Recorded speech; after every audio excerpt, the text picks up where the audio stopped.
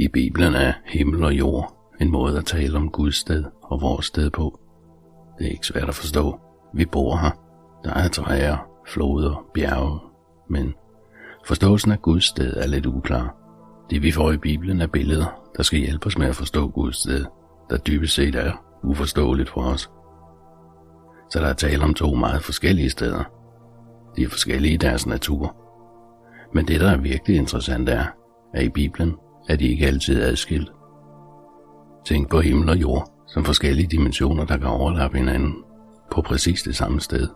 Og vi taler meget om at komme i himlen, når vi dør. Men tanken om, at himmel og jord overlapper hinanden, taler vi ikke så meget om.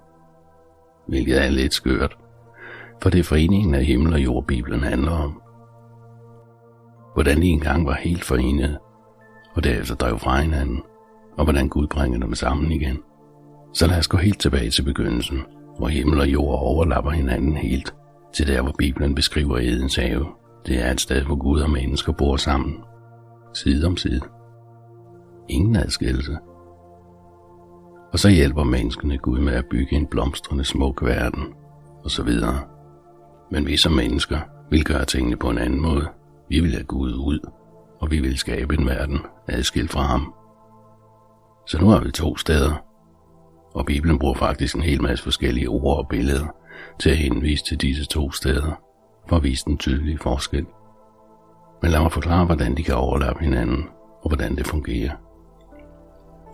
Her er vi nødt til at tale om templer, for i den bibelske verden erfarer vi Guds tilstedeværelse med at gå ind i et tempel.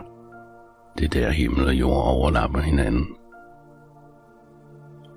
Og der er to slags templer beskrevet i Bibelen.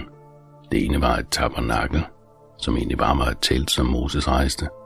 Og det andet var den her enorme bygning, som Salomon byggede.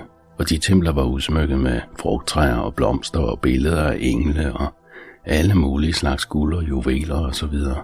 Og det var lavet, som man følte, at man vendte tilbage til haven. Og midt i templet var der et sted, der hed det allerhelligste, som var centrum for Guds tilstedeværelse. Men inden vi tror, at vi nu kan være sammen med Gud igen, så skaber templerne også et problem. For Guds sted er fyldt af hans tilstedeværelse, af godhed og retfærdighed og skønhed. Men menneskenes sted er fuldt af synd og uretfærdighed, og alt det grimme, der er resultatet. Men hvordan overlapper de to steder så hinanden, hvis de er så forskellige, og hvis de er i konflikt med hinanden? Jo, det bliver løst ved at ofre dyr. Jeg ved det, det lyder underligt. For hvad har offring af dyr med det at gøre? Jo, altså, tanken er, at dyreoffrene på en eller anden måde absorberer synden, når dyret dør i dit sted. Og det skaber så at sige et rent sted, hvor du nu frit kan gå ind i templet og være i Guds nærvær. Så hvis jeg er israelit og bor i Jerusalem, kan jeg være i Guds nærvær. Men sagde jeg ikke lige, at hele Bibelens fortælling handler om, at himmel og jord bliver genforenet? Jo, det gjorde jeg. Og derfor er vi nødt til at fortsætte med historien til det sted, hvor vi kommer til Jesus i det nye testamente. I Johannes evangeliet hører vi, at Gud blev menneske i Jesus og tog bolig blandt os. Ordet bolig er virkelig underligt. Det betyder faktisk, at han har bygget et tabernakel. Så det er jo hans hævder her, at Jesus er et tempel. Han er nu det sted, hvor himmel og jord overlapper hinanden. Det interessante ved Jesus er, at han ikke bliver på sit sikre og rene sted. Han går rundt og hænger ud med syndere. Han helbreder folk for deres sygdomme og tilgiver dem deres synder. Dybest set skaber han små himmellommer, hvor mennesker kan være i Guds nærvær. Men han gør det midt i en verden af synd og død. Og han bliver ved med at fortælle alle, at Guds rige er kommet. Og han har ovenikøbet sagt til sine følgere, at de regelmæssigt skal bede om, at Guds rige må komme, og at hans vilje må ske her på jorden, som den sker i himlen.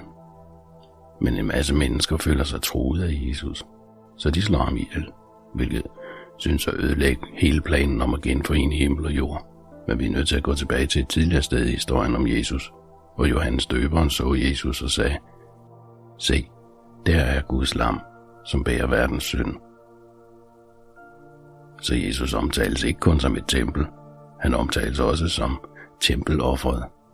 Så nu er korset det sted, hvor Jesus tager synden på sig for at skabe et rent sted, der ikke er begrænset, sådan som dyreofferne var.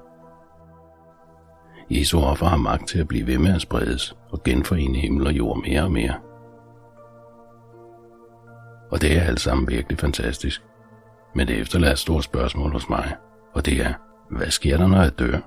Flyver jeg ikke bare over til Guds sted for at være sammen med Jesus?